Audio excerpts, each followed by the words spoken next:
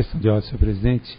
Artigo 161, inciso 3º, gostaria de falar como presidente da comissão, manifestando em relação aos fatos ocorridos. Sim, ok. E depois, logo em seguida, naturalmente, o artigo 41, para poder continuar discorrendo sobre o mesmo fato. Ok, senhor vereador. Eu escrevi esse manifesto, gostaria de... Isso. Ok. No último dia 4 de dezembro, foi convocado para depor perante a Comissão Especial de Inquérito o ex-vereador e ex-presidente da Câmara, Elcio Vieira Júnior, acompanhado do seu advogado, Dr. José Ari Fernandes. No início dos trabalhos da oitiva da SEI, pediu a palavra e questionou a legitimidade da comissão, apresentando um documento com os argumentos do pedido. Em primeiro lugar, afirmou que o vereador Padre Coelho não poderia fazer parte da SEI por ter uma disputa judicial pessoal com a testemunha. Em segundo lugar, que não houve o respeito à proporcionalidade dos partidos na composição da SEI. Em terceiro lugar, que a SEI estaria extinta por não ter cumprido o prazo previsto. Diante do requerimento apresentado, os membros da SEI, vereador PM Souza, vereador Capitão Elton e vereador Padre Coelho, se ausentaram do plenário e se reuniram para deliberar sobre as preliminares encaminhadas.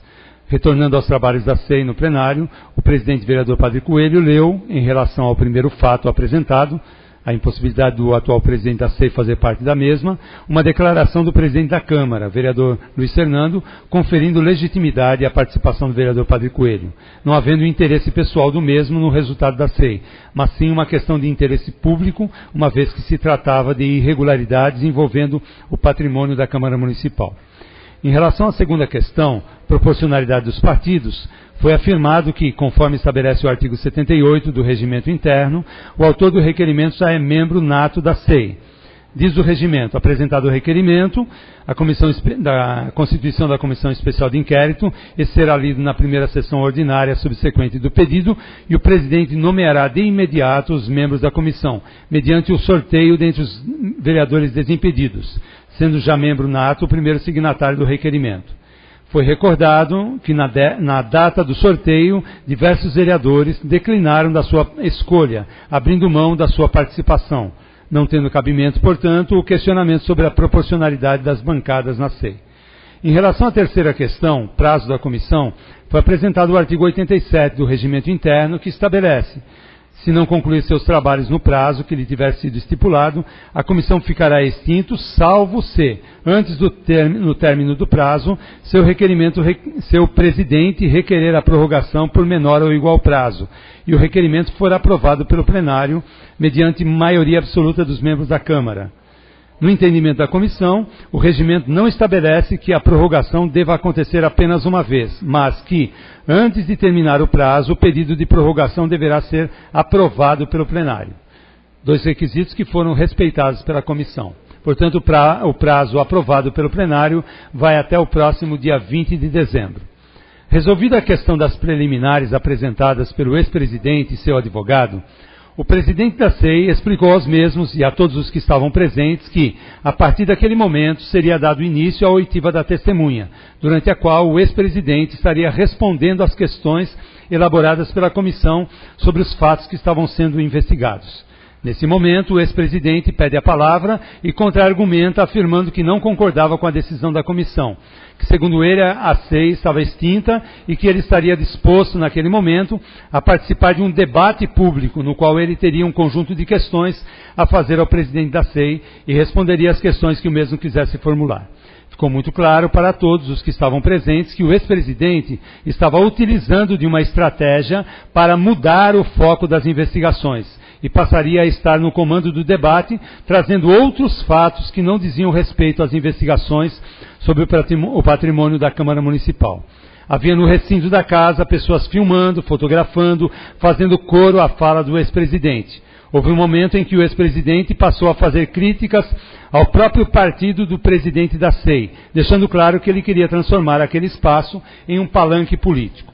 Diante disso, o presidente da SEI solicitou que fosse cortado o microfone do ex-vereador Elcio Vieira Júnior e esclareceu novamente a todos qual era o objetivo daquela oitiva. Deixou claro que o ex-presidente tinha todo o direito de não concordar com a condução dos trabalhos da SEI, nem com a decisão tomada a respeito da legitimidade da SEI, que o mesmo tinha todo o direito de se negar a prestar depoimento, como testemunha perante a SEI, e que poderia recorrer a outra instância se julgasse prejudicado, mas que, como presidente da SEI, não poderia permitir que desrespeitasse o ritual estabelecido no regimento interno da Câmara.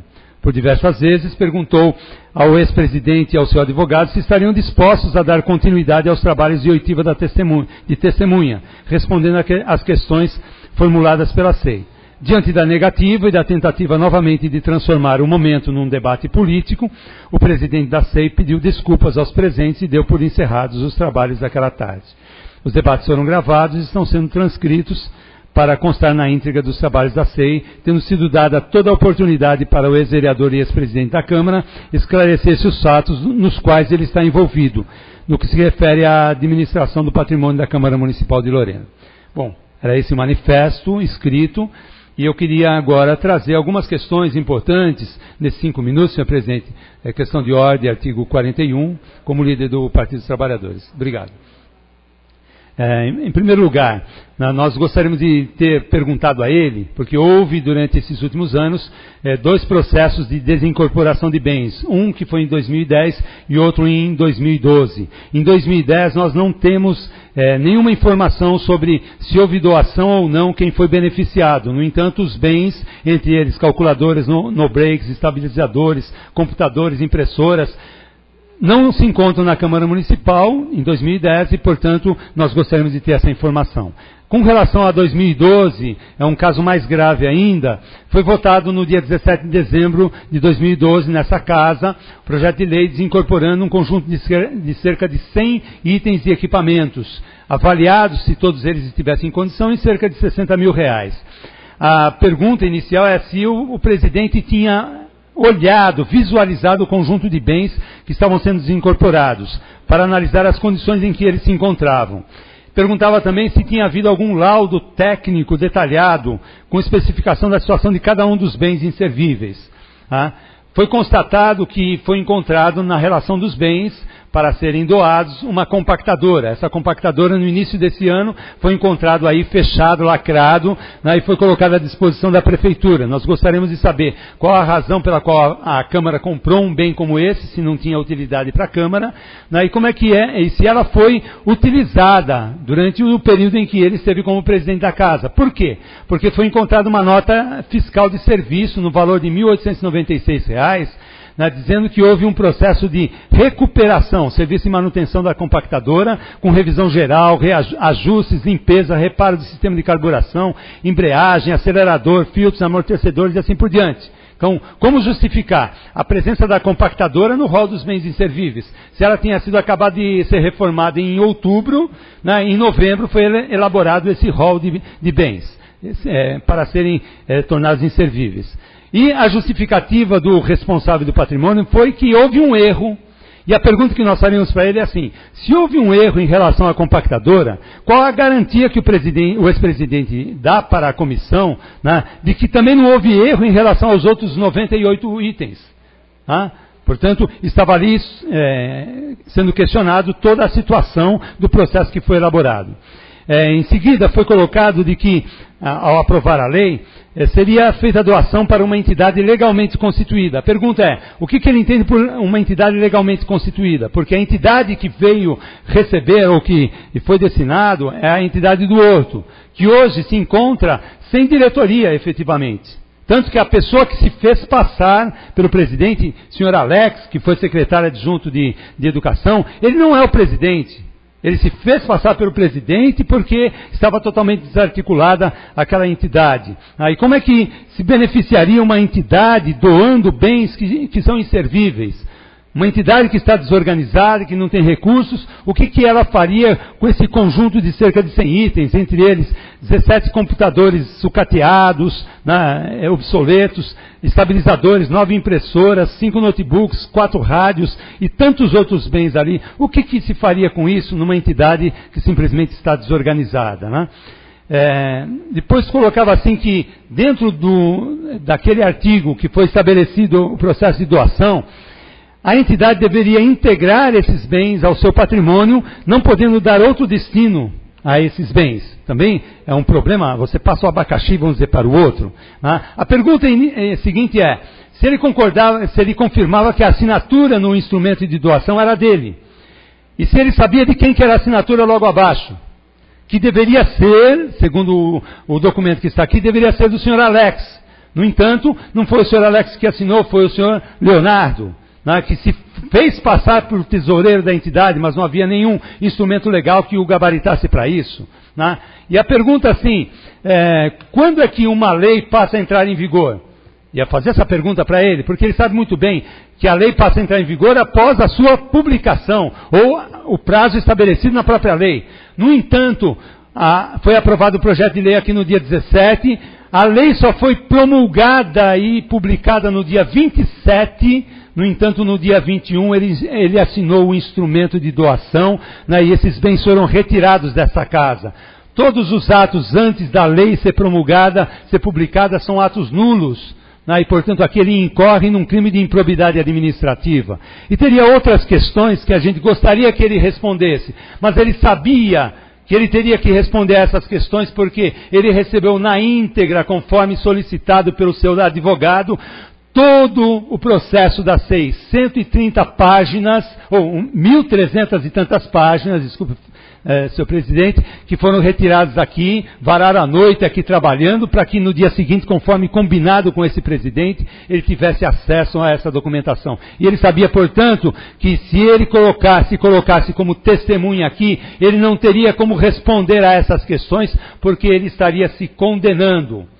No entanto, a Câmara Municipal, através da Comissão Especial de Inquérito, vai dar resposta a tudo aquilo que aconteceu. Nós estaremos finalizando nessa semana o processo de elaboração do relatório que vai vir para esta casa e nós vamos discutir e votar, porque nós não podemos compactuar com tanta irregularidade e o desvio que foi feito, porque só para finalizar, os bens...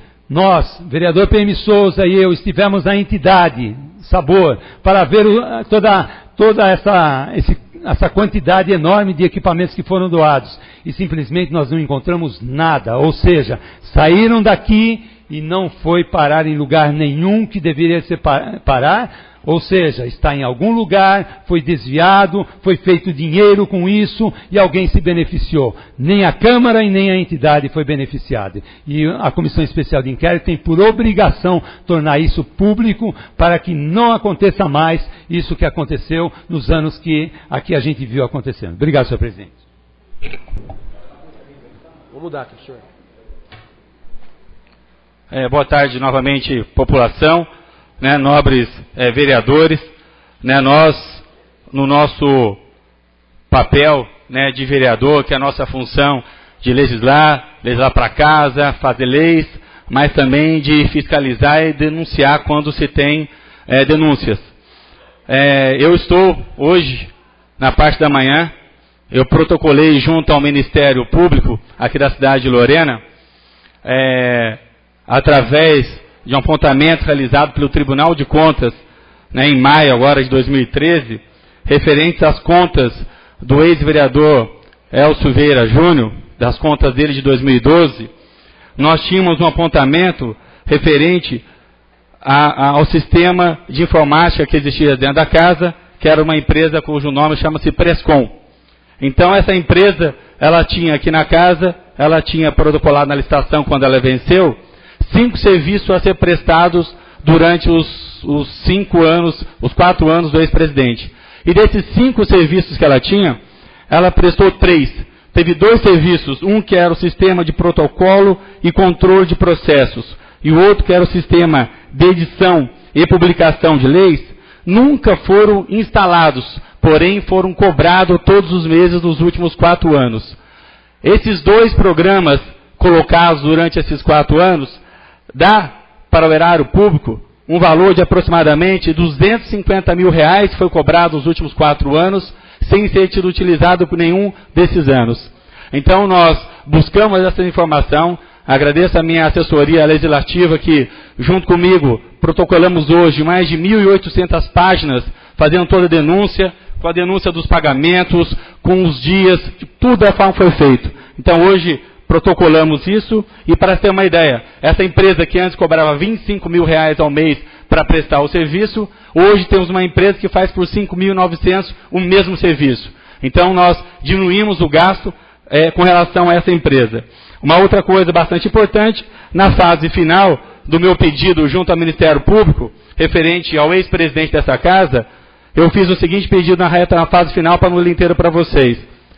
Eu estou pedindo a perda da função pública e suspensão dos direitos políticos de 8 a 10 anos, bem como o ressarcimento ao erário público causado pelos danos ao patrimônio público. Então esses são meus dois pedidos, a devolução do dinheiro com juros e correção monetária, e também estou pedindo a perda da função pública e suspensão do direito político do ex-presidente da casa, senhor Elcio Vieira Júnior, de 8 a 10 anos. Então esse está sendo o meu pedido, protocolei no Ministério Público, vai sim agora o Ministério Público acatar ou não o pedido que nós fizemos. Então, a primeira parte nossa de fiscalização está aqui, está sendo feita. Eu tinha, durante o meu ano, várias ações a ser feitas. A primeira, ajudar na administração, trabalhar na casa. O próximo passo agora vai ser, sim, verificar tudo o que ocorreu no passado. Que temos sim, senão eu estou prevaricando. Essa é a minha função. Então essa é uma das denúncias, tem outras denúncias, mais umas 4 ou 5 que será para o ano de 2014, que eu estarei fazendo ao longo do próximo ano, referente à administração. E um outro assunto importante, na última semana, nós tivemos aqui, senhor vereador, eu pude acompanhar, vereador Padre Coelho, vereador Capitão Elton, vereador PM Souza, uma parte da SEI, outra restante eu fiquei lá dentro, lá da casa. Fiquei impressionado com várias coisas. Primeiro, gostaria de parabenizar os senhores da comissão pela postura, pela rigidez e da forma certa que foi colocada e conduzida. Parabéns, presidente da comissão, vereador Padre Coelho, da forma que foi conduzida toda a sessão. E foi colocado, durante a SEI, pelo ex-presidente, que ela estava ilegal, que não estava correta. O regimento interno do artigo 76 ao 93, isso está no nosso site, qualquer um pode olhar, vai mostrar que os 3 pedidos ao qual foi feito pelo ex-presidente não vale. Então essa SEI está sim correta. Pedidos de prazo. Informo a vocês, vereadores, os que estão aqui presentes, o prazo está correto. Toda vez quando vencia, ele era deliberado em plenário e aprovado todas as vezes por unanimidade de atas. Então, com relação ao prazo, é só pegar as datas das últimas sessões, que verá foi todas elas prorrogadas e todas aprovadas em plenário por unanimidade de votos. Com relação à proporção partidária, PT, PPS e PSDB. Então, tivemos vereadores que declinaram. Então, teve sim a proporcionalidade. E por último, foi um pedido dele, com relação ao vereador Padre Coelho, por questões pessoais. Isso também está no regimento interno. O autor automaticamente já faz parte da SEI. Então, os 3 pedidos foram indeferidos, a comissão permanece legítima, a SEI permanece legítima, não há necessidade nenhuma de parecer jurídico. Isso me estranha muito o que foi colocado pelo ex-presidente, que teríamos que ter parecer jurídico para aprovar uma SEI. Isso inexiste, porque na própria SEI que tivemos aqui do Capitão Elton, do taxista, não ocorreu, não teve parecer jurídico. Em outras SEIs, em cassação de prefeito, não teve em nenhum momento parecer jurídico. E por que na dele tem que ter? A comissão é legítima, o regimento interno nos dá todas as condições, o trabalho continua e certamente, depois o vereador Padre Coelho vai falar e outros mesmos vão falar, essa SEI ainda será votada dentro desse ano. Então, parabenizo o senhor presidente da comissão e todos os demais vereadores pelo trabalho que estão sendo feito pela SEI. Muito obrigado.